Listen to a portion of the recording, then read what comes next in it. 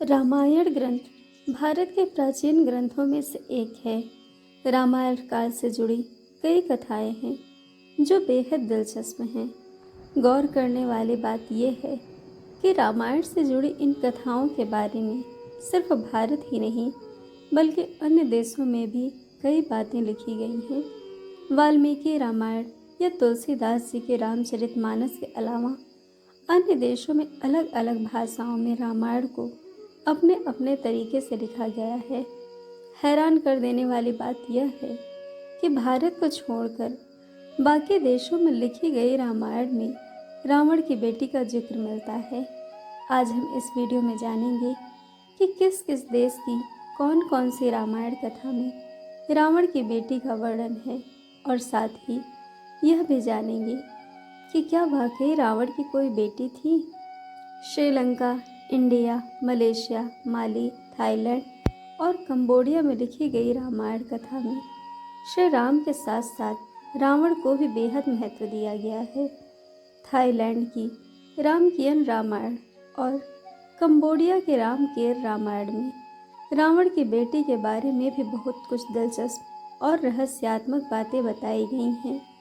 Thailand और Cambodia के रामायण में रावण के 7 बेटों का उल्लेख मिलता है जो रावण की 3 पत्नियों मंदोदरी, धन्यमालिनी और तीसरी पत्नी से हुए हैं। वहीं रावण की बेटी के बारे में भी बताया गया है जिसका नाम सुवर्णमछा या सुवर्ण मत्स्य था।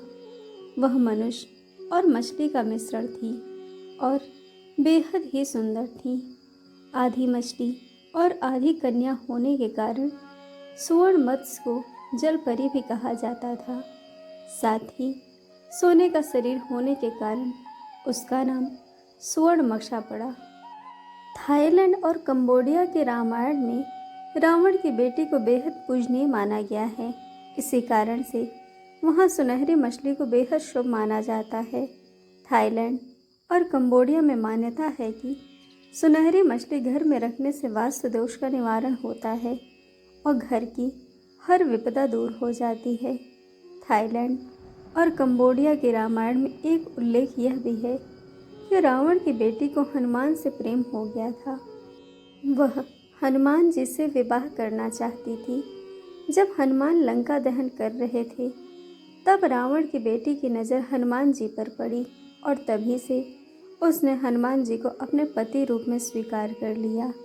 माना जाता है कि हनुमान जी के पसीने को जिस मछली ने निकला था जिसके कारण हनुमान पुत्र मकरध्वज का जन्म हुआ था वह मछली रावण की बेटी ही थी।